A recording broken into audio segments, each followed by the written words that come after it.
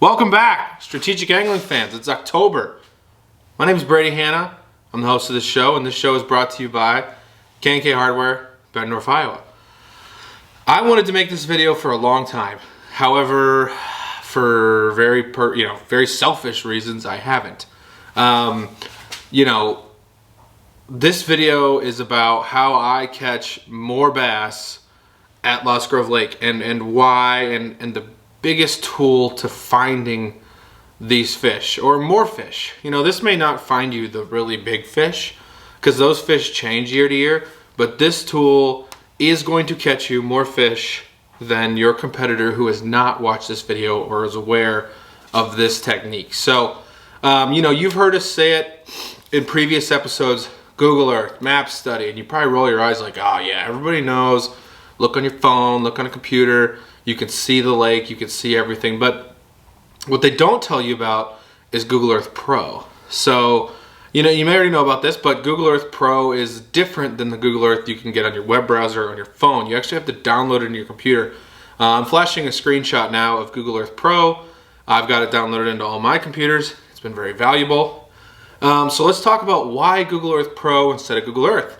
Well, Google Earth Pro, you can dial back the time. So, present day Google Earth Pro looks something like this. It's just a lake, right? Everybody's seen Lost Grove from the air.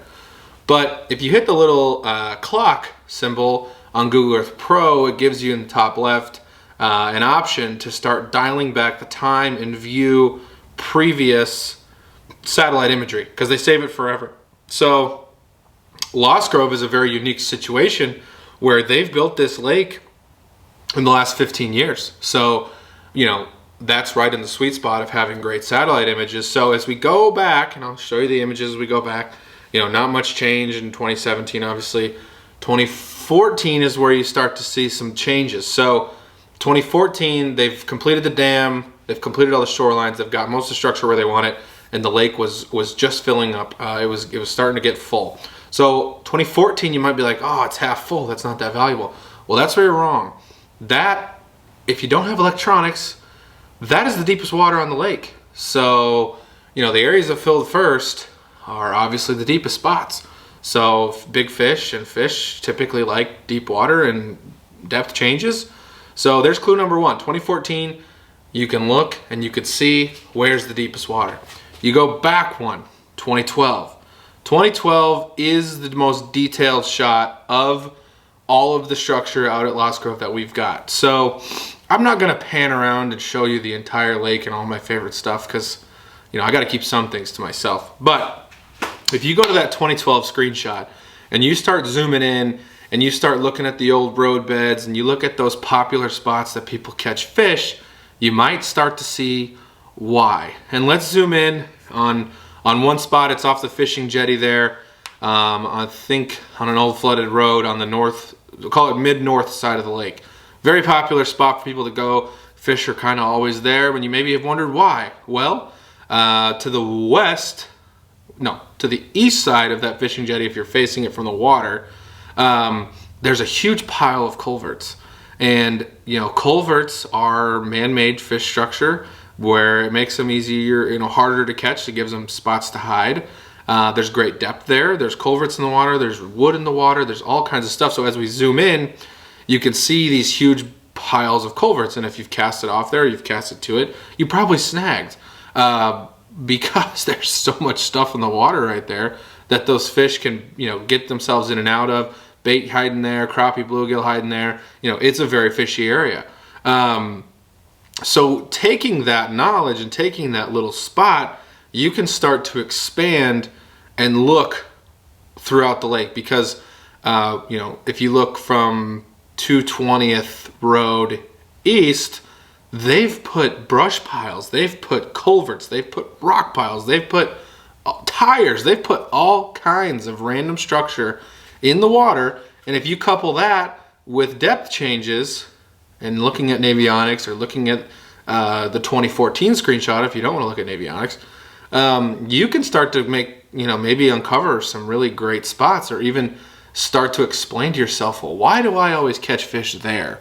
Well, there's always a reason. Bass are not as dumb as we think they are, right? They are always typically relating to something and doing something for a reason. And, you know, that might be moving up on a bank that has rock along it. But if you didn't know the rock was there, that might make more sense to you. Or there's, you know, the really great spots have multiple structure for them to be in multiple depths. So, you know, if you're looking and you're like, man, that's a really deep brush pile right next to a really shallow brush pile right next to the creek channel, maybe that's a spot I can, you know, hit throughout the day to try to find a bigger bite.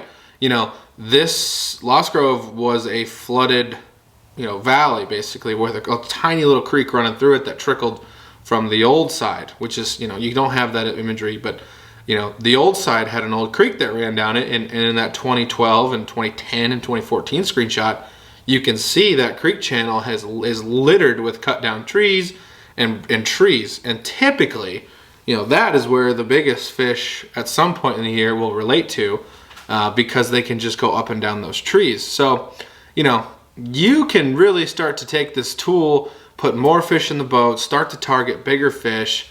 And the really cool thing, and I'm not going to make, you know, too much time spent on this, but in 2015, 16, 17, when I started, I don't remember what year it was, when I got my first nice depth finder, I got like a Helix 12 on my last boat. I went, and on Google Earth you can mark waypoints, you can mark and name waypoints, and there's a conversion tool online to convert those waypoints from Google Earth to Humminbird, to Lowrance, to Garmin.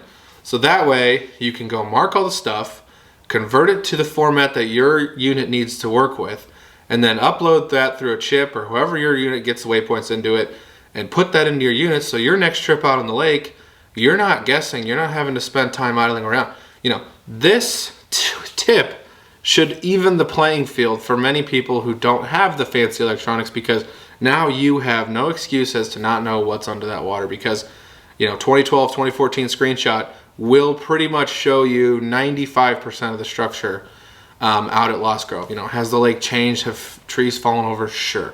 But you get to see most, if not all, the man-made stuff. And I would recommend you go out on your next trip, if you've got some time, look at some of these spots, start fishing off the bank a little bit, and you'll really start to put more fish in the boat than you ever have before, especially if you traditionally just go around and fish the shallows of the bank. But again, this should be another great tool to cut down on water and start to try to actually unlock a pattern and understand what these fish are doing and what the behavior is doing. So there it is. This is a secret that's won Justin and I, you know, a lot of money in tournaments and throughout Lost Grove League. We've done 4 years of Lost Grove League. We've had something like 40 events. I think him and I have technically cashed, you know, the most checks, partly because we've been there almost all 40. But, you know, these bass are relating to these structure at some point in the year. They're not there always. You know, you still got to crack that code. But this should be a very helpful tool. I would love to hear some feedback if this worked for anyone. But this has been another episode of Strategic Angling presented by K&K in Bettendorf, Iowa. And we'll be back next week or the week after with a current condition report, because the river is really starting to heat up. This is a great time to get out and catch some fish. Take care.